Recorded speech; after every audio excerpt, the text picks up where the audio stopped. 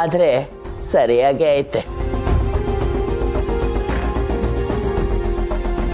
ಬದುಕಿ ಬಾಳ್ಬೇಕಾಗಿರೋ ಹುಡುಗ ಬಾಡೋದು ಬೇಡ ಅಂತ ಹೇಳವಳೆ. ನಿನಗೇನಿಸ್ತದೆ ಬಂಗಾರು? ಯೋಚನೆ ಮಾಡಿದ್ರೆ ಸಾನನ್ ಮಾತನಾಗೆ ನ್ಯಾಯ ಐತೆ ಅಂತ ನಂಗೂ ಅನಿಸ್ತೈತವ. ಅವ್ವ, ನಾವೇನೇ ಹೇಳಿದ್ರು ಅಣ್ಣಯ್ಯ ಇದಕ್ಕೆ ಒಪ್ಪಲ್ಲ ಅವ್ವ. ಗೊತ್ತಿದ್ದು ಇದ್ರ ಬಗ್ಗೆ ಮಾತಾಡ್ತಿದ್ದೀರಲ್ಲ. ಅದು ನನಗೂ ಗೊತ್ತು ವಸು. ಸ್ನೇಹ ಹೊಂಟೋಗಿರೋದು ನಮಗೂ ನೋವೈತೆ. ಆದರೆ ದೊರೆ ಒಂಟಿಯಾಗಿ ಉಳಿಯೋದು ನ್ಯಾಯವೇ? ನನ್ನ ಮಗ ಇಟ್ಟು ಬೇಗ ಒಂಟಿ ಆಯ್ತಾನೆ ಅಂತ ನನ್ನ ಕನಸ್ನಾಗೂ ಅನ್ಕೊಂಡಿರ್ಲಿಲ್ಲ. ಇದು ಅದ್ರ ಆಟ ಆಡೈತೆ. ಹಂಗಂತ ಎತ್ತವರಾಗಿ ನಾವು ನಮ್ಮ ಮಗನ ನಡು ನೀರಿನಾಗೆ ಬಿಟ್ಬಿಡಕ್ಕಾಯ್ತದ? ನಮ್ಮ ಪ್ರಯತ್ನ ನಾವು ಮಾಡಬೇಕಲ್ಲ ರೀ. ಸರಿಯಾಗಿ ಯೋಚನೆ ಮಾಡಿದ್ಯಾ ಬಂಗಾರ. ಸ್ನೇಹನ ಕಳ್ಕೊಂಡಿರೋ ದೊರೆನ ಪ್ರೀತಿ ಅನ್ನೋ ಅಗ್ಗದಿಂದನೇ ಕಟ್ಟಾಕ್ಬೇಕು. ಅದು ತಾಯಿ ಪ್ರೀತಿ ಆದರೂ ಸರಿನೇ, ಎಂಡ್ರ ಪ್ರೀತಿ ಆದರೂ ಸರಿನೇ. ಏನಜ್ಜಿ, ತಾಯಿ ಪ್ರೀತಿ ಹೆಂಡತಿ ಅಂತೆಲ್ಲ ಮಾತಾಡ್ತಿದ್ದೀರಾ? ವಯಸ್ಸಾದವಳು ಏನೋ ಹೇಳಿರ್ತೀನಿ ಬಿಡು. ಯಾಕಜ್ಜಿ, ನನಗೆ ಹೇಳಬಾರ್ದು ಅಂತನಾ? ಅಯ್ಯಯ್ಯ, ಹಂಗೆಲ್ಲ ಯೋನು ಇಲ್ಲ ಬರಾದ. ನೀನು ಈ ಮನೆಯವಳೆ ಅಲ್ವೇ? ನಿಂತವ ಏಳ್ದೆ ಇರೋಕೆ ಯೋನೈತೆ. ರಾಧಾ, ಅಣ್ಣಯ್ಯನ ಮದುವೆ ವಿಷಯ ಮಾತಾಡ್ತಿದ್ವಿ. ಏನು, ಮಾವನ್ ಮದ್ವೆ ವಿಷಯನಾ? ಮಾತಿನ್ನು ದಡ ಮುಟ್ಟಿಲ್ಲ. ಅಟ್ ಬೇಗ ಬಾಯ್ ಬಿಡ್ಬೇಡ ನೀನು. ಹಾಗಲ್ಲ ಅಜ್ಜಿ, ಗಂಟೆ ಮಾವನ್ ಮದ್ವೆ ಅಂತ ಕೇಳಿ ನನಗೆ ಖುಷಿ ಆಯ್ತು, ಅದಕ್ಕೆ ಹಾಗೆ ಕೇಳಿದೆ ಅಷ್ಟೇ. ರಾಧವ, ನಮ್ಮ ಸ್ನೇಹ ಹೋದ್ಮ್ಯಾಕೆ ಕಂಟಿ ಒಂಟಿ ಆಗೋದ್ರ ಜೊತೆಗೆ ಹೊರಟನೂ ಆಗ್ಬಿಟ್ಟವನೆ. ಅದಕ್ಕೆ ಅವನಿಗೊಬ್ಬ ಒಳ್ಳೆ ಸಂಗಾತಿನ ಕಟ್ಟುಮ ಅಂತ ಆಟೆ.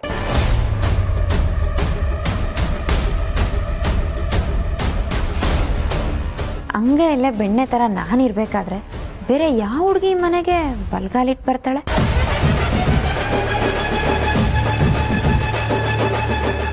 ಮತ್ತೆ ಅಣ್ಣಯ್ಯನ ತಿದ್ದಿ ತೀಡೋ ಹುಡುಗಿ ಎಲ್ಲಿದ್ದಾಳೋ ಏನೋ.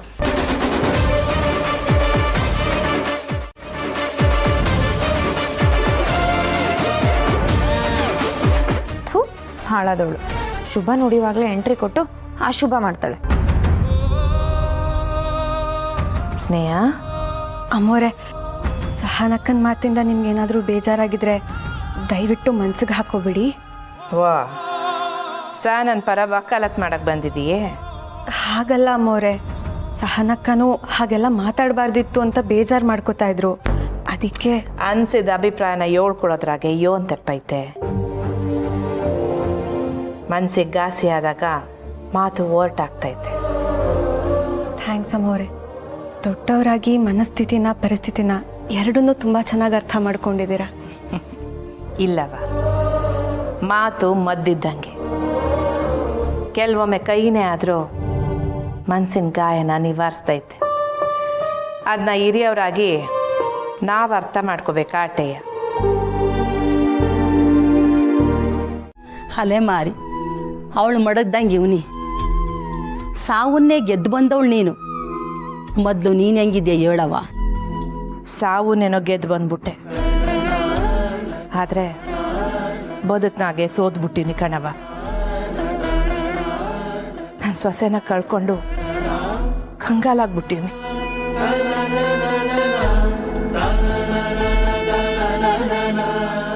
ಕಣ್ಣು ಮುಚ್ಚಿದಾಗ ಕತ್ಲೇನೆ ಕಾಣೋದು. ವಾಸ್ತವ ಜೊತೆ ಬದುಕಿದಾಗ ಆ ಕತ್ಲಲ್ಲೂ ಒಂದು ಬೆಳಕಿರುತ್ತೆ. ನನಗಂತೂ ಕಣ್ಣು ಮುಚ್ಚಿದ್ರು ಕಣ್ಬಿಟ್ರು ಎಲ್ಲ ಕಡೆನೂ ನನ್ನ ಸೊಸೆನೇ ಕಾಣ್ತಾಳವ.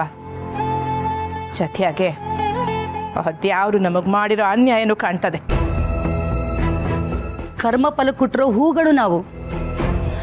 ಕಾರ್ಯ ಮುಗಿದ ಮೇಲೆ ಇಲ್ಲೇನು ಕೆಲಸ? ನಿಮ್ಮ ಸೊಸೆ ಬಂದ ಕಾರ್ಯ ಮುಗಿಸಿ ಆ ದೇವಿ ಮುಡಿಗೇರವಳೆ. ನೀವು ನಿಮ್ಮ ಕಾರ್ಯ ಮರೆತು ಕೊರಗ್ತಾ ಕೂತ್ಕೋಬೇಡಿ. ನಮಗೂ ಕೂರಕ್ಕೆ ಇಷ್ಟ ಇಲ್ಲ ಕಣವ. ಬಾಳಿ ಬದುಕಬೇಕಾಗಿದ್ದ ಜೀವ ಬಾಡೋದ್ಮ್ಯಾಕೆ ಈ ಮನೆ ವಂಶ ಅರ್ಧಕ್ಕೆ ನಿಂತೋದ್ಮ್ಯಾಕೆ ನಮಗ್ ದಿಕ್ಕೆಲ್ ಕಾಣ್ತದೆ ತಾಯಿ. ಧೈರ್ಯದಿಂದ ಕಣ್ಬಿಟ್ಟು ನೋಡಿದ್ರೆ ಎಲ್ಲ ದಾರಿನೂ ಕಾಣ್ತದೆ. ಒಂದೆಲೆ ಉದುರೋದೆ ಮತ್ತೊಂದೆಲೆಗೆ ದಾರಿ ಮಾಡ್ಕೊಡಕ್ಕೆ. ಒಬ್ಬರ ಸ್ಥಾನಕ್ಕೆ ಮತ್ತೊಬ್ಬರು ಬರಕ್ಕೆ ಇದೇ ಪ್ರಕೃತಿ ನಿಯಮ.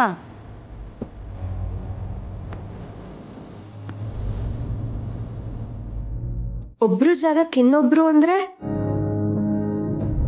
ಈ ಪೆಕ್ರಿಗೆ ಅದು ಅರ್ಥ ಆಗಿಲ್ಲ. ಸ್ನೇಹನ್ ಜಾಗಕ್ಕೆ ನಾನು ಅಂತ ಅರ್ಥ. ಗೊಂದಲ ಬಿಟ್ಟು ಗದ್ದಲ ನಿಲ್ಲಿಸಿ. ಸೊಸೆ ಹೋಗವಳೆ, ಸ್ಥಾನ ಬದಲಾಗದೆ. ಸೇರೊದ್ದು ಕೈ ನೀರು ಕೊಡೋ ಕೊಡನ ನೀವೇ ಹುಡುಕ್ಬೇಕು.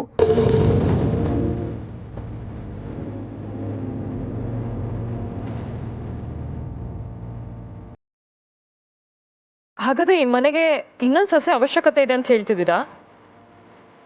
ಮನುಷ್ಯ ಇರುವವರೆಗೂ ಅವಶ್ಯಕತೆಗಳಿದ್ದಿದ್ದೆ. ಮಗರಾಯಿ ಬದುಕು ಬಂಗಾರ ಆಗದ್ ಬೇಡ್ವೆ?